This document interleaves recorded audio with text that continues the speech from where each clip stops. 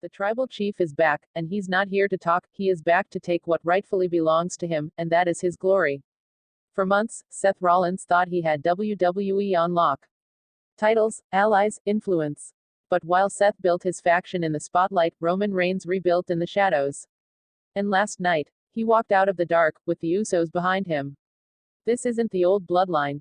This is war. Roman said one thing backstage: let's take back everything. It wasn't just about power. It was about pride. About proving that no matter who rises, the head of the table still decides who eats. And here's the shocker: Roman didn't wait. He ordered the first strike. SmackDown ended in chaos, and Seth. Now he's the one cornered. Hit that follow, because this isn't a feud. This is a tribal reckoning. The crowd was still reeling from the main event when the lights went out. That deep, thunderous silence overtook the arena. No pyro, no warning, just a cold, eerie darkness that stretched for what felt like forever. And then, those four words shattered everything: acknowledge me. The arena erupted. It wasn't a return. It was a reckoning. Roman Reigns, the tribal chief, had just walked back into WWE like he never left. And flanking him on either side, Jimmy and Jey Uso, the old guard, the real bloodline, the foundation of dominance. But this wasn't a nostalgic moment. There were no smiles, no taunts, no raised ones in the air. Roman walked with a different energy now. His stare wasn't arrogant, it was surgical. Focused. Deadly. The man who once carried the company wasn't interested in praise. He came back for one reason: to reclaim everything. Backstage, the chaos hadn't even settled from the night's events when the camera cut to the parking lot. A black SUV pulled up. The doors opened, and out stepped Roman Reigns, dressed in all black, his eyes hidden behind dark sunglasses, but his aura undeniable. The moment he stepped inside the building, everyone froze. Crew members moved out of the way. Superstars stopped mid-conversation. He wasn't just a returning legend. He was the storm coming to level everything.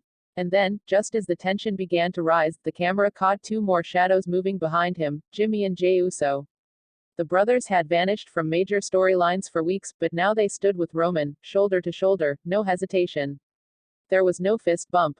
No speeches. Just silence, until Roman broke it with 5 chilling words: let's take back everything. They didn't walk through catering. They didn't stop for interviews. They walked straight to the locker room area, where Seth Rollins' faction had been taking over. JC Mateo was spotted earlier in the night winning a brutal match with the help of Braun Breaker. Randy Orton, the latest shock addition to Rollins' group, had delivered an RKO to Cody Rhodes and walked away like nothing happened. The Rollins-led faction was on a hot streak. But that's exactly when Roman decided to return. Not to chase a spotlight. To burn it down. Roman Reigns didn't do a promo. He didn't stand in the ring and demand acknowledgement. No, he sent a message the only way he knew how: through action. The first blow wasn't delivered in front of the crowd. It happened backstage, as Seth Rollins and Paul Heyman were shown huddling with their faction in the private VIP locker room, planning their next move. A loud crash echoed from outside. Security scrambled. The camera panned fast, capturing a scene of absolute destruction. Braun Breaker was laid out against the wall. JC Mateo was bleeding from his lip, crawling toward the hallway. Then, in a blur of motion, Jimmy and Jey Uso smashed through the door, taking down guards and flipping over equipment boxes. And finally, Roman. Calm. Controlled. Walking into that room like a general surveying the battlefield. Heyman's face turned white. It wasn't just fear. It was betrayal. Because Paul Heyman, once Roman's wisest counsel, now stood beside Seth Rollins. But Roman didn't speak to Paul. He walked past him. Straight to Seth. The two stared at each other for what felt like minutes. Roman's expression didn't move. Seth smirked, maybe trying to hide the tension. But everyone in that room knew what was happening. This wasn't about who had more titles. It wasn't about factions or brand supremacy. This was deeper. This was personal. Seth took a step forward. You really think walking back in with your cousins makes you king again? He said, half laughing. Roman didn't flinch. He just said, you've been keeping my seat warm. Then, chaos. The Usos lunged forward, catching Rollins' crew off guard. Orton swung with a chair but caught Jay's boot instead. JC Mateo tried to climb a crate for a splash, but Jimmy yanked him midair and slammed him onto the concrete. Braun Breaker, barely recovered, charged Roman, but was met with a spear that bent his body in half. Rollins tried to retreat with Heyman, but Roman grabbed him by the collar and slammed him into the lockers. You made a mistake, Roman growled. You stood on my ashes and thought you were safe. The show cut to black, but fans in the arena shared videos online of what happened after. Security tried to intervene. Failed. The tribal chief stood over Rollins and Heyman as the Usos ripped the faction logos off the locker room walls. Roman stared at Paul Heyman. And this time, he spoke directly to him. You forgot your place. Let me remind you. Later that night, WWE released a statement online. SmackDown ended in disorder. An internal investigation is underway regarding the backstage brawl between Roman Reigns, the Usos, and Seth Rollins' faction. But fans didn't care about corporate statements. They saw what happened, and they knew what it meant. Roman Reigns isn't back to reunite the bloodline. He's not back to forgive. He's back to erase every lie that's been built in his absence.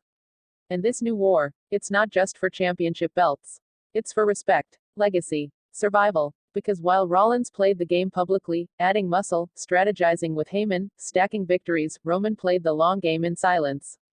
Watching, waiting, plotting his first strike. That strike has now landed.